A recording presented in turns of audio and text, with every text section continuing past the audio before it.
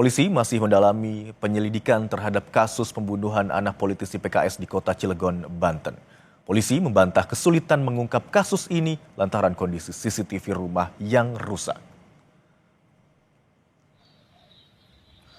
Polres Cilegon terus mengungkap kasus pembunuhan anak politisi PKS di rumah mewah di Komplek Perumahan Bukit Baja Sejahtera 3, Kota Cilegon, Banten. Kapolres Cilegon mengatakan pihaknya masih mendalami alat bukti yang ditemukan dari tempat kejadian perkara. Kapolres juga membantah apabila polisi mengalami kesulitan lantaran kondisi CCTV di rumah korban yang rusak sebelum peristiwa terjadi. Sementara terkait saksi, sejauh ini ada 8 orang yang telah diperiksa. Sementara kan kita mengumpulkan beberapa alat bukti di lapangan yang memang itu harus kita kaitkan antara pola waktu, pola tempat, dan pola sasaran. Jadi harus membutuhkan analisa yang memang matang. Tidak juga kesulitan, meskipun CCTV itu mati di dalam rumah, tapi kami insya Allah bisa berupaya maksimal. Hingga saat ini, pembunuhan anak 9 tahun di perumahan Bukit Baja, Cilegon, Banten masih dilakukan pendalaman oleh polisi. Rumah terlihat sepi tanpa adanya aktivitas dan garis polisi masih terbentang di rumah mewah itu. Lalu seperti apa kondisi terkini? Berikut liputan jurnalis Kompas TV, Eril Wiranata, James Dari, dan Bodia Vimala untuk Anda.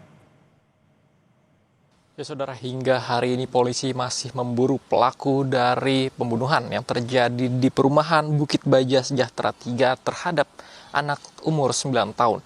Yang dimana memang hingga saat ini untuk kondisi rumah ini masih sepi, tidak adanya aktivitas dari penghuni rumah. Dan selain itu juga untuk garis polisi masih terlihat membentang di pintu masuk rumah tersebut.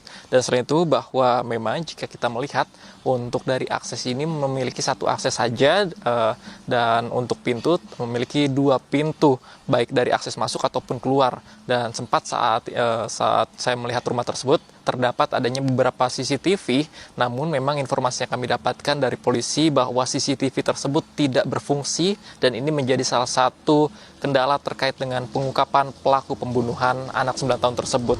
Yang dimana memang sebelumnya saya sempat bertanya dengan tetangga sekitar yang dikatakan bahwa mereka tidak mendengar ataupun tidak ada kecurigaan terkait dengan aksi pembunuhan yang terjadi pada beberapa waktu lalu, karena saat kejadian tersebut dikatakan bahwa keadaan sedang hujan sehingga tidak adanya terdengar suara yang mencurigakan dari rumah tersebut. Dan memang bahwa dikatakan rumah korban ini tidak adanya memiliki petugas keamanan, dan saat kejadian pun bahwa dari 2 asisten rumah tangga tersebut juga sudah pulang terlebih dahulu. Dan informasi yang kami dapatkan, kejadian tersebut terjadi pada saat siang hari, yang dimana bahwa dari sang ayah mendapatkan telepon dari sang anak bahwa adanya aksi pembunuhan yang terjadi pada beberapa waktu lalu, dan bahwa memang hingga saat ini dari polisi masih melakukan pengecekan terkait dengan alat bukti.